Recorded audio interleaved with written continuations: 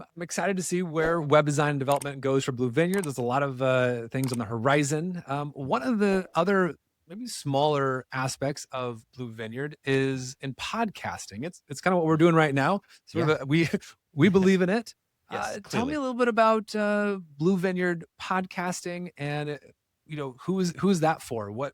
How could someone benefit from the services that Mm. Blue Vineyard provides around podcasting? So podcasting, there's multiple ways that it can be useful. I believe that the way that it is most valuable is that it communicates and it interacts with people at a much more personal level than most media. If you have an audience that follows you on TikTok or Instagram, they're probably going to be seeing a snap or a clip of you that is 30 seconds in duration, maybe, and you can build relationships that way. True. The thing with podcasts is that you're often going to be sitting with someone on their commute to work, and they're gonna listen to you for hours. They'll sit with you for an Wow. hour or more at a time to hear your perspective if you're somebody that they resonate with. And so the depth of connection is much deeper than many others. And so I believe that is especially relevant in this time, because as as an evangelistic church, as people who want to share a message with others, that gets shared in depth, not breadth, because everyone has, have you seen the statistics on how many pieces of advertising people are exposed to in a Oh day, right? man, It's so much. so much. We need to find ways to operate at scale where we are cutting through that level of noise. And by Yeah. spray and pray messaging, where we're just getting as many things out there as possible, it does something. But I believe that if we don't have the depth of connection to back it up, for example, a podcast, then it's much harder to maintain and actually make a difference in people's lives. So I think that's one thing. I would then break what we do into, as far as like who this is for or who should be paying attention to podcasting. I think any pastor who wants to have those deep conversations with people, it makes sense for them to be involved.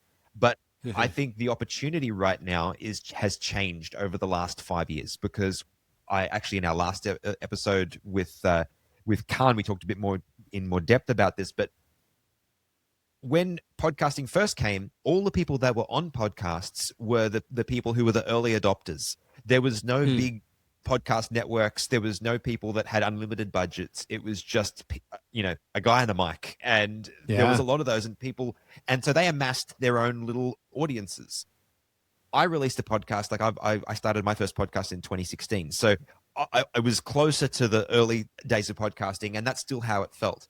But then, NPR and Slate and all of these big, Gimlet Media, all these production houses popped up, and the quality went way up. And so there's still room for all of the podcasters, but I think a lot of those big podcasting networks really attracted a lot of the audience from the smaller podcasts to them.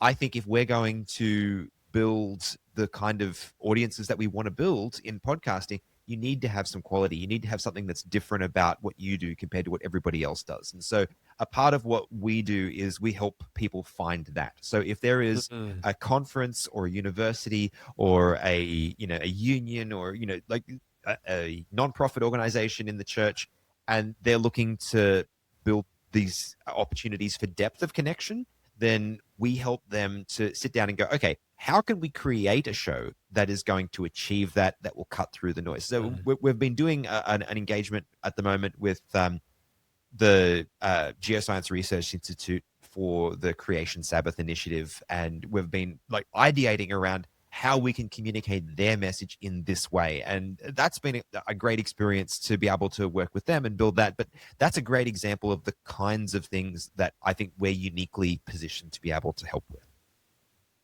Wow, yeah. And I'm going to just remind you that you said 2016, so that makes you've been doing this 10 years. Ooh, wow. Thank you for making me feel old, Adam. You started when you were 2, so yeah. Oh, no. So that's fine. That's fine. That's right. Yeah, you're very young. Yeah.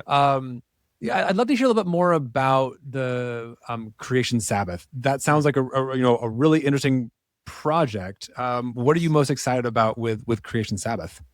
So Creation Sabbath is well, this initiative, this podcast, it's not just audio; it's going to be video as well. And so it is really presenting an opportunity to get the message out. For those of you who aren't familiar, Creation Sabbath is a week each year, or a Sabbath each year, where they are promoting creation science. And the idea is that in local churches, there would be a day of emphasis on this.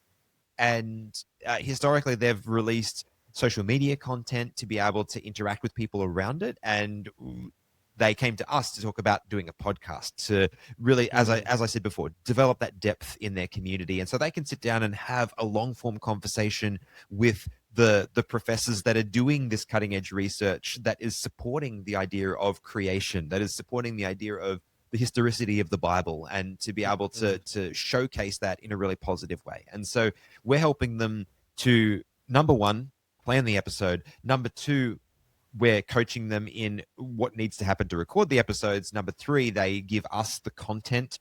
We edit it, like we master the recordings. We construct it in a way that is ready to be shared and distributed. And then we cut up all of the social media for it as well. So the clips, the reels for Instagram, all of the things, and then manage that, sending that out to their social media profiles. So that's a bit more about, like, I guess, what the process or how we're helping. Yeah, I love that. There's people who we want to do a podcast, and it sounds great and fun, and like, oh yeah, you sit down, in front of a microphone and press the button, and you're done. And there's so much more to that. And what I love about what we're doing specifically with Creation Sabbath, but what Blue Vineyard podcast production can do is, hey, all we need to worry about on the other side is I do want to plan an episode, work on the content, sit down, have a great conversation with someone, and then for it to just magically show up in all the places, looking beautiful, and having the shorts, cut up and different editing and done. And that's the tough work that is fun to see Blue Vineyard do. Yeah. Thank you for joining us for this episode of the Blue Vineyard podcast. For more episodes, information about our services, and more, please visit bluevineyard.com.